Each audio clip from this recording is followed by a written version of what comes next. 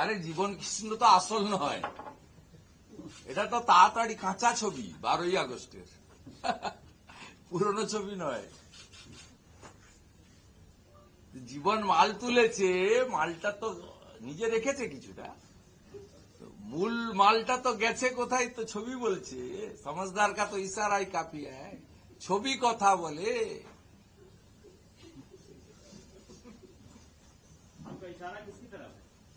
अरे ये पिक्चर देख लीजिए ना, समझदार का तो इशारा काफी है ना, पिक्चर तो बात कर रहा है इधर। मतलब आप कह रहे हैं पूरा पैसा उसके पास? यस, ये मेरा बात नहीं काकू।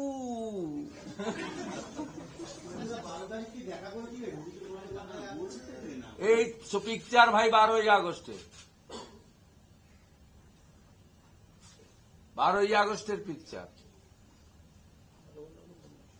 সাংগঠনিক বৈঠক, কি বৈঠক ডিকুচু, সেখানে কি আলোচনা হয়েছে? আপনি তো ভিডিওগ্রাফি নয়, আলোচনা জানবেন কি করে?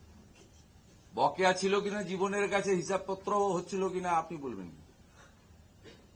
কত তুলেছো, কত জমা দিয়েছো, কত বাকি আছে, সেই হিসাবও তো হতে পারে। কালকে ইডি অফিসে ঢোকার সময় জীবন কৃষ্ণ বলছেন যে বিজেপির চক্রান্ত, তাকে ফাঁসানো হয়েছে।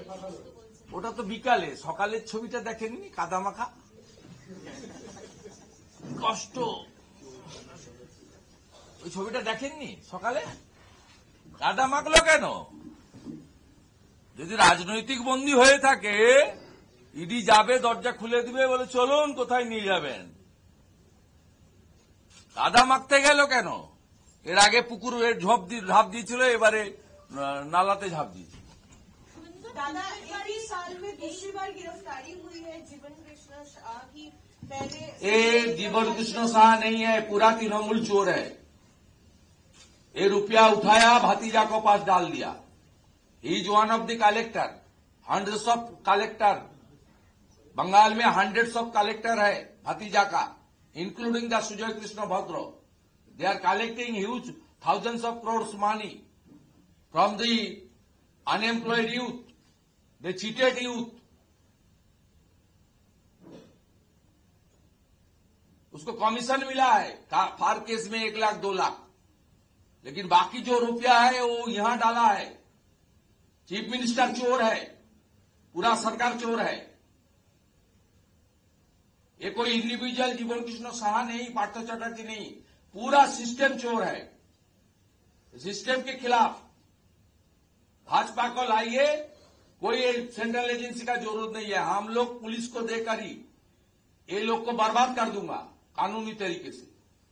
कल उन्होंने भागने की कोशिश की, फोन फेंक दिया। इससे पहले भी उन्होंने जो है बगल में जो था पानी, जो पॉन्ड था, वहां पे तालाब में भी फेंका था। 3 दिन लगे थे सीबीआई ऑफिसर को फोन खोजने में, और फिर एक बार उन्होंने वैसा किया। चोर क्या करेगा? चोर को जब पकड़ने कोई आएगा तब तो चोर भागने का कोशिश करेगा। वो तो खुद साबित कर दिया 2 बार, मैं चोर हूं, मेरा मोबाइल फोन में है। यहां भी बुआ भतीजा अरेस्ट हो गया, और बुआ कलेक्टर वो साइथिया में है। सब बुआ भतीजा का राज, पूरा बंगाल में बुआ भतीजा चल रहा है।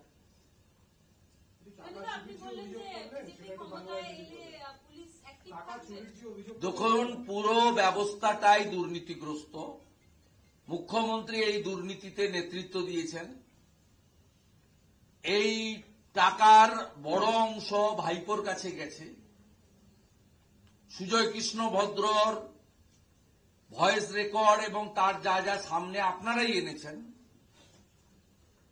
তাতে একাধিকবার সুজয় কৃষ্ণ ভদ্র, যিনি লিপস অ্যান্ড বাউন্সের একজন উচ্চ পদের কর্মচারী ছিলেন, সিইও ছিলেন, তিনি তার কল রেকর্ডে বারে বারে অভিষেক শব্দ উচ্চারণ করেছেন।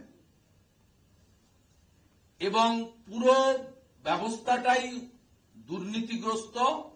এবং এই ধরনের জীবন কৃষ্ণ সাহা সহ অসংখ্য, যে প্রয়াত এমএলএ তাপস সাহা সহ অসংখ্য কালেক্টর গোটা পশ্চিমবঙ্গে ছড়িয়ে দেওয়া হয়েছিল, যাদের কাজ ছিল বেকার যুবক যুবতীদের কাছ থেকে চাকরি দেওয়ার নাম করে বাড়ি ঘর দুয়ার মায়ের গয়না, গরু বাছুর, স্ত্রীর গয়না সবকিছু বিক্রি করে টাকা জোগাড় করে তাদের কাছে পৌঁছে দিতে হতো।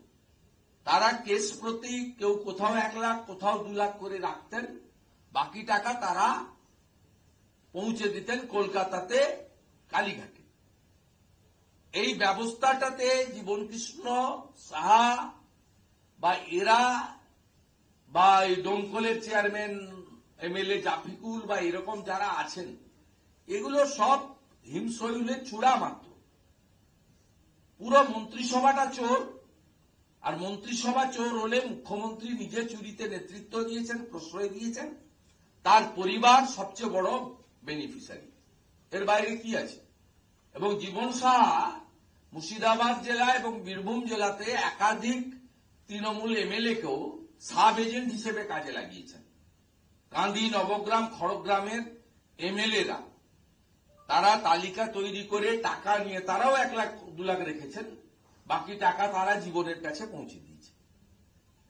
অতএব পুরো সিস্টেমটা দুর্নীতিগ্রস্ত। আমি বাংলার মানুষকে বলবো, মার্চ এপ্রিল মাস 2006 আর কয়েকটা মাস পরে এত বড় সুযোগ আপনারা পাচ্ছেন।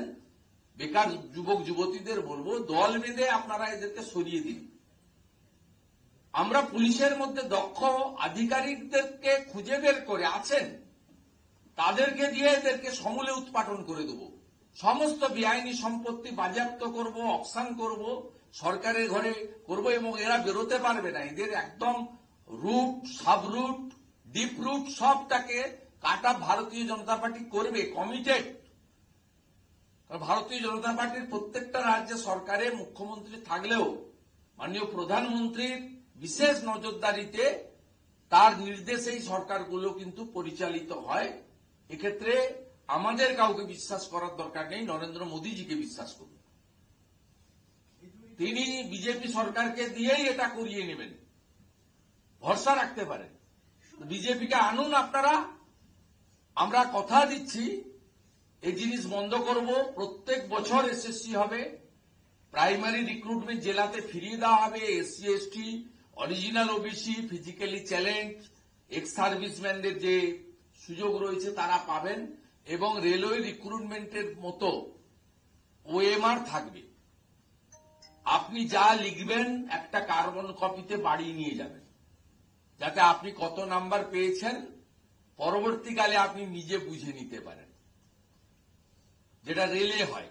মোদিজির ক্ষেত্রে, মোদিজির কেন্দ্রীয় সরকারের সব চাকরি রিটিন এক্সামে কার্বন কপি থাকছে, একটা কপি জমা হচ্ছে, একটা কপি নিয়ে যাচ্ছে। তো আপনি যদি 100-র মধ্যে 72 পান বা 32 পান, আপনাকে কেউ 33ও করতে পারবে না, 31ও করতে পারবে না, 73ও করতে পারবে না, 71ও করতে পারবে না। ট্রাস্ট ভারতীয় জনতা পার্টি।